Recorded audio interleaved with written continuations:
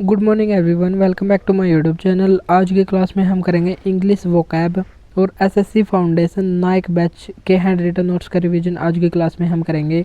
और आज की क्लास है हमारी इंग्लिश वोकैब की सेकंड क्लास, जिसमें हम वन वर्ड सब्स्टिट्यूशन अनेक शब्दों के लिए एक शब्द को आज हम करेंगे।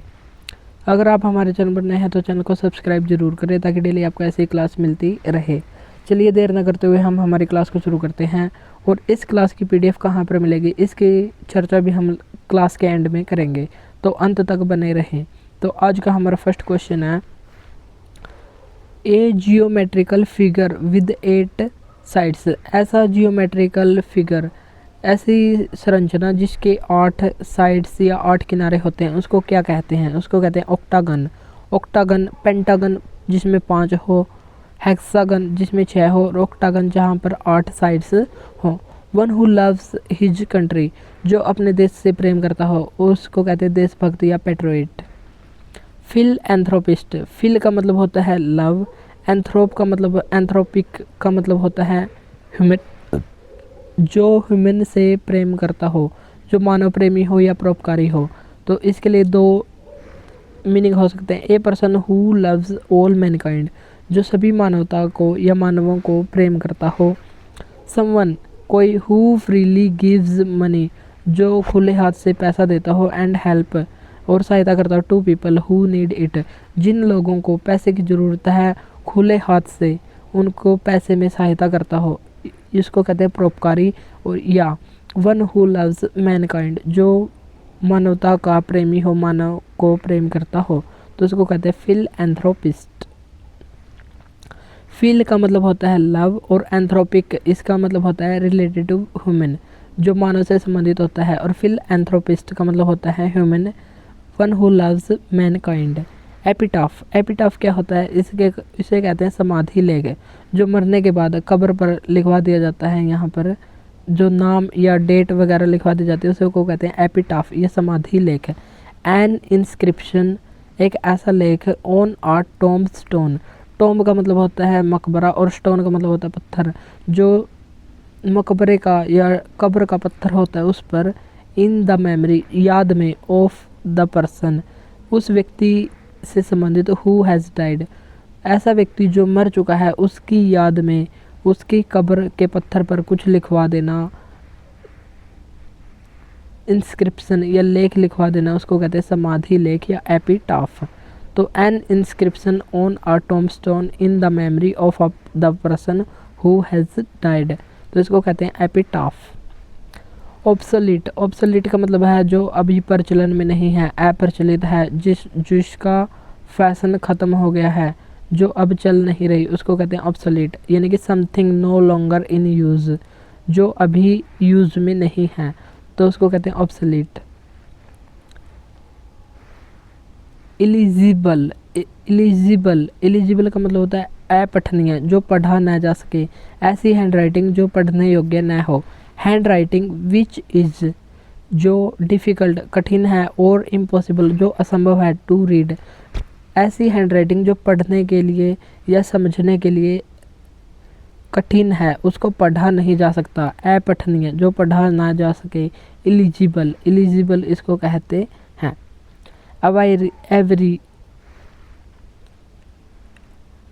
एवियरी इसको कहते हैं पक्षीशाला या चिड़ियाघर। और अपायरी, अपायरी का मतलब होता है जहाँ पर मधुमक्खी रखी जाती है, उसको कहते हैं अपायरी।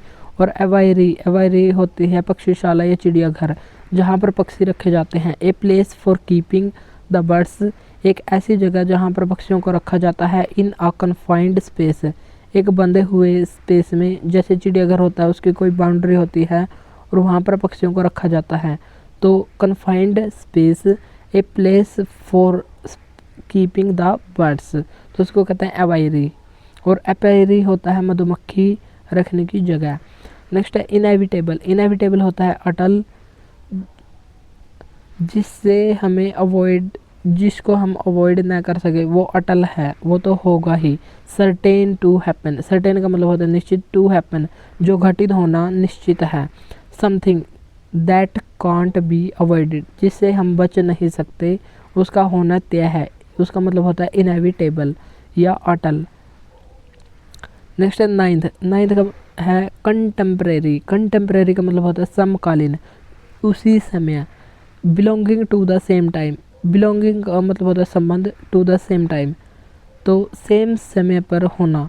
ए person living in the same age with another. एक व्यक्ति का दूसरे के समय में होना तो इसको कहते हैं समकालीन, समान समय में होना, उसको कहते हैं कंटेम्प्रेरी। टेंथ है स्टोइक। स्टोइक का मतलब होता है सन्यासी। सन्यासी कौन होता है? जिसमें कोई भाव नहीं होते, वह भावहीन होता है और सहनशील भी होता है। और इसकी एक्सप्लेनेशन कैसे करेंगे? ए पर्सन, एक ऐसा व्यक्ति हु कैन इंड्योर, जो सहन कर सकता है पेन, दुख और hardship without showing his feelings और कंप्लेनिंग। ऐसा व्यक्ति जो अपनी फीलिंग्स और कंप्लेंट को बिना दिखाए ही सब दुख दर्द को सहन कर लेता है, उसको कहते हैं स्टोइक या भावहीन या सन्यासी, इसको हम कह सकते हैं। नेक्स्ट है 11th अथीस्ट। थीस्ट होता है आस्तिक, जो भगवान में आस्था करता है या भगवान के अस्तित्व को मानता है। वन हु बिलीव्स, जो विश्वास करता है in the existence of God, जो गॉड के एग्जिस्टेंस या अस्तित्व को मानता है, लेकिन जो नहीं मानता उसको कहते हैं अथीस्ट। तो ए लगाने से इसका मीनिंग उल्टा हो जाएगा। अथीस्ट इसका मतलब होता है नास्तिक। वन हु डज नॉट, जो नहीं करता, बिलीव विश्वास in the existence of God, जो गॉड के अस्तित्व में विश्वास नहीं करता, उसको कहते हैं अथीस्ट।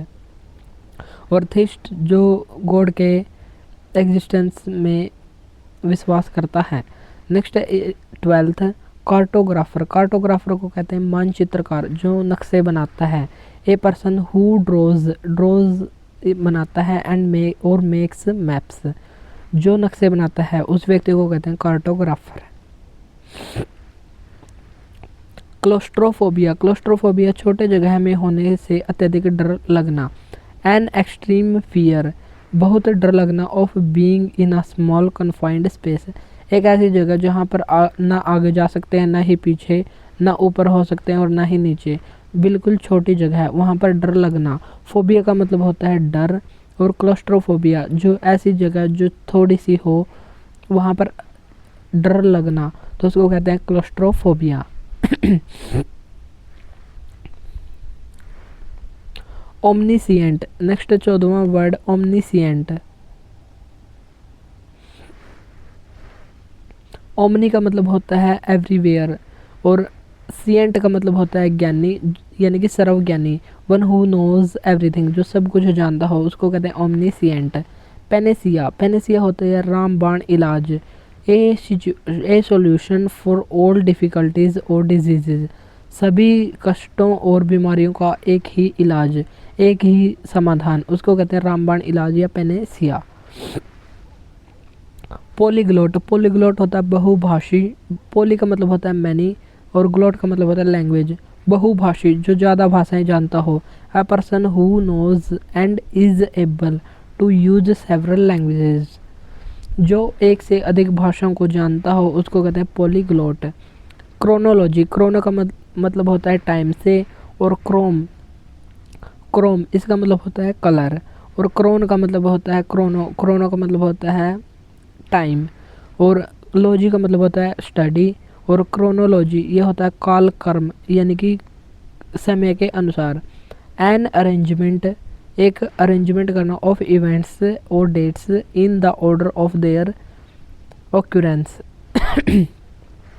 घटनाओं और तारीखों का अरेंजमेंट करना एक ऑर्डर के तहत, यानी कि क्रम अनुसार उनको अरेंज करना, इसको कहते हैं क्रोनोलॉजी या काल कर्म। और क्रोम का मतलब होता है कलर और क्रोन का मतलब होता है टाइम। नेक्स्ट 18वां वर्ड एक्सटेम्पोर। एक्सटेम्पोर का मतलब होता है बिना तैयारी के। ए स्पीच और a presentation made without previous preparation, बिना पिछली तैयारी के ही कोई स्पीच या प्रेजेंटेशन देना, यानी कि बिना तैयारी के, एक्सटेम्पोर। फेस्टिडियस का मतलब है तुनक मिजाज या हठी। One who is difficult to please, किसी व्यक्ति को खुश करना मुश्किल होना, यानी कि जो हमेशा ही नाराज रहता हो उसको खुश नहीं किया जा सकता, उसको कहते हैं फैस्टिडियस।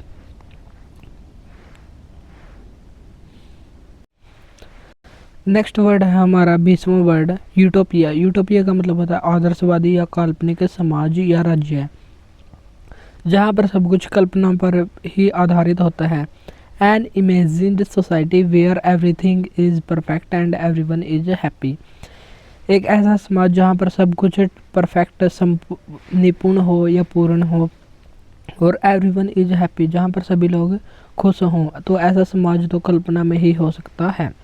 ए प्लेस ऑफ आइडियल, एक ऐसा आदर्श राज्य है। Perfection specially in laws, government और सोशल कंडीशंस, एक ऐसा परफेक्ट राज्य जहाँ पर कानून, सरकार और जो सामाजिक स्थिति है वो सभी परफेक्ट हों, तो यह भी कोई आदर्श ही हो सकता है, यानी कि यूटोपिया एक काल्पनिक या आदर्शवादी समाज, इसी को ही राम राज्य भी कहते हैं।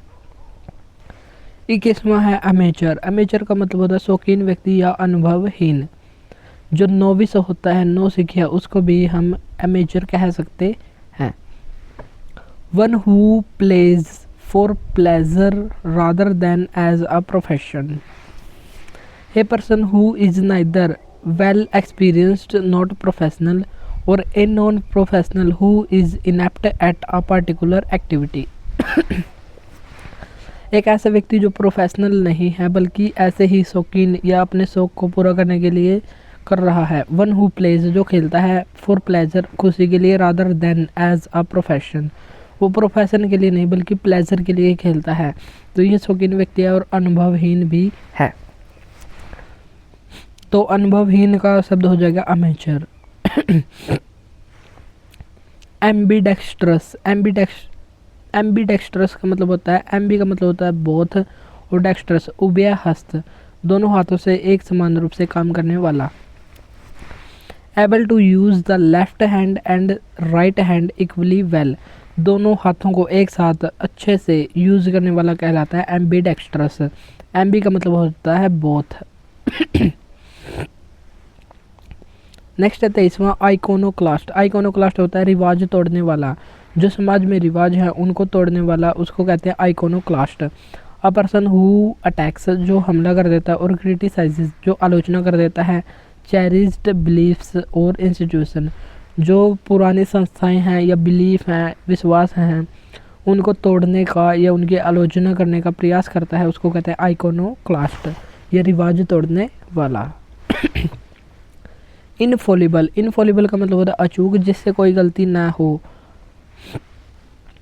One who can not make mistake, जो कभी गलतियां ना कर सके, उसे कहते हैं इनफॉलिबल या अचूक।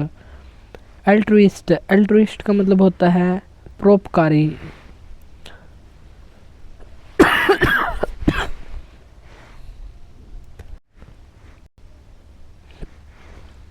Someone who makes charitable donations, जो दान योग्य डोनेशंस दान देते रहते हैं। Intended to the welfare, welfare होता है कल्याण, टू ऑफ अदर्स पीपल, जो अन्य लोगों के लिए कल्याण के लिए दान दक्षिणा देते रहते हैं, उन लोगों का कहते हैं अल्ट्रुइस्ट या परोपकारी।